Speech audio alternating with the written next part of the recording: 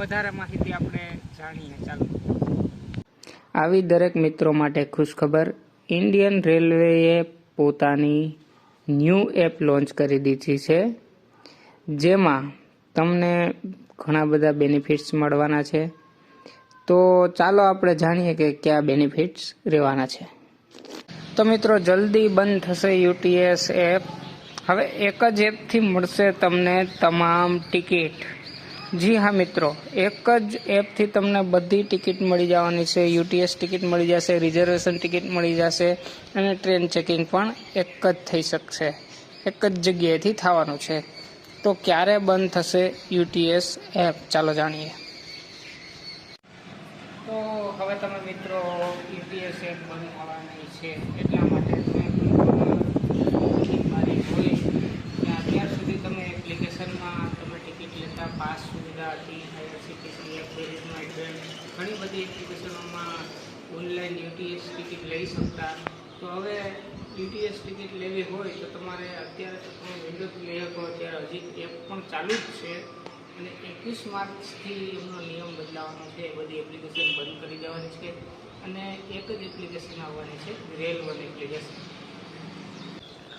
UTS on mobile એપની વાત કરીએ તો હવે યુટીએસ ઓન મોબાઈલ એપ 21 માર્ચ 2026થી સંપૂર્ણ બંધ થવાની છે. સંપૂર્ણ રીતે થશે બંધ.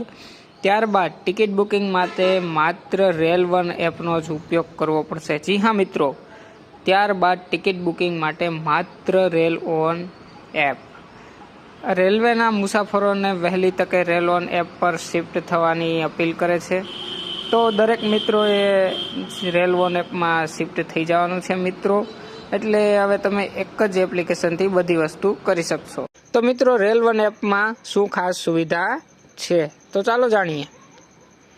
એક જ એપમાં તમામ ટિકિટ, રિઝર્વેડ, અનરિઝર્વડ અને પ્લેટફોર્મ ટિકિટ પણ એક જ એપ્લિકેશનમાં મળી જવાની છે.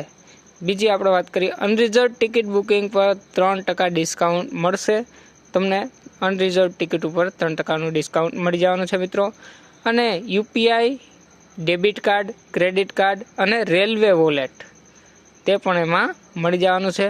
અને નેટ બેન્કિંગથી પણ સરળ ચૂકવણી થઈ જશે. હવે લાઈવ ટ્રેન સ્ટેટસની વાત કરીએ તો લાઈવ ટ્રેન સ્ટેટસ પણ એમાં તમને મળી જવાનું છે. ટ્રેન ઘણીવાર મોડી થતી હોય, મોડું થવું અને આગમનની માહિતી, એટલે ક્યારે આવવાની છે એની માહિતી મળી જશે. અને મિત્રો, પીએનઆર સ્ટેટસ અને રિફંડ ટ્રેન ટ્રેકિંગની પણ સુવિધા એમાં આપવાની છે. એમાં આપણને મળી જવાની છે. જ્યારે પણ આપણે ટિકિટ કેન્સલ કરીએ તો આપણે રિફંડ જોતા હોઈએ મોબાઈલમાં, તો ટ્રાન્ઝેક્શનની અંદર એમને રિફંડની સુવિધા મળી જવાની છે, જે આપણા રેલવે વોલેટમાં આવી જવાની છે. અને સૌથી એક અગત્યની વાત, જ્યારે આપણે લોંગ રૂટમાં જતા હોઈએ ત્યારે જરૂર પડે એટલે સીટ પર જ ભોજન ઓર્ડર કરવાની સુવિધા પણ આ એપમાં ઉપલબ્ધ રહેવાની છે. જેથી કરીને તમે ક્યાંય લોંગ રૂટમાં જતા હોય તો તમને સીટ ઉપર જ ભોજન મળી રહેશે. હવે તમે વિચારતા હશો મિત્રો કે રેલ વોલેટ બેલેન્સનું શું થશે. રેલ વોલેટ બેલેન્સ એટલે કે તમે આઈઆરસીટીસી એપ અથવા તો યુટીએસ એપ તમે યુઝ કરતા હોય એમના બેલેન્સનું શું થશે, જે હજી 21 માર્ચ પછી પડ્યું રહેશે. તો યુટીએસનું રેલ વોલેટ બેલેન્સ સંપૂર્ણ રીતે સુરક્ષિત રહેવાનું છે. એમાં જ રહેવાનું છે, ક્યાંય જવાનું નથી. બેલેન્સ ન તો ખોવાશે અને ન જ સમાપ્ત થશે. તમારું બેલેન્સ એમાંથી ક્યાંય જવાનું નથી મિત્રો. હવે એ બેલેન્સનું શું કરશું, તો રેલ1 એપમાં તે જ બેલેન્સનો ઉપયોગ કરી શકશો. તમે રેલ1 બેલેન્સનો એમાં જ ઉપયોગ કરી શકશો. અને આઈઆરસીટીસી અથવા યુટીએસ લોગિનથી રેલ1 સાઇન ઇન કરી શકશો. એટલે તમારું એમાં સાઇન ઇન આઈઆરસીટીસી અથવા યુટીએસથી સાઇન ઇન થઈ જશે. એટલે તમારું રેલ1 બેલેન્સ રેલ1 એપમાં બતાવવા માંડશે. શું મિત્રો, તમને રેલ એપની ખબર હતી? જો રેલ1 એપની ખબર હોય તો જણાવી દેજો. અને જો આપણો વિડીયો પસંદ આવે તો લાઈક, શેર અને સબસ્ક્રાઈબ જરૂર મારી દેજો.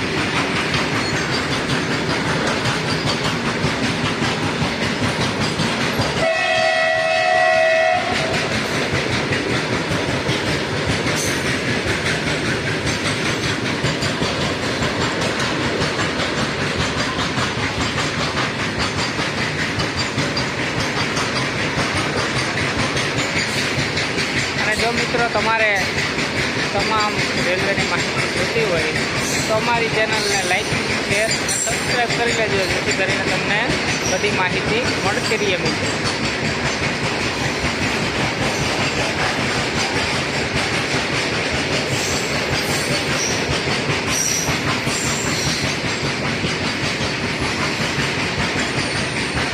થઈ ગઈ છે મારી ગાડી બાય. આ બ્લોગ આપણે અહીંયા પૂછો કરશું મિત્રો. મળીએ નવા બ્લોગમાં. Thank you.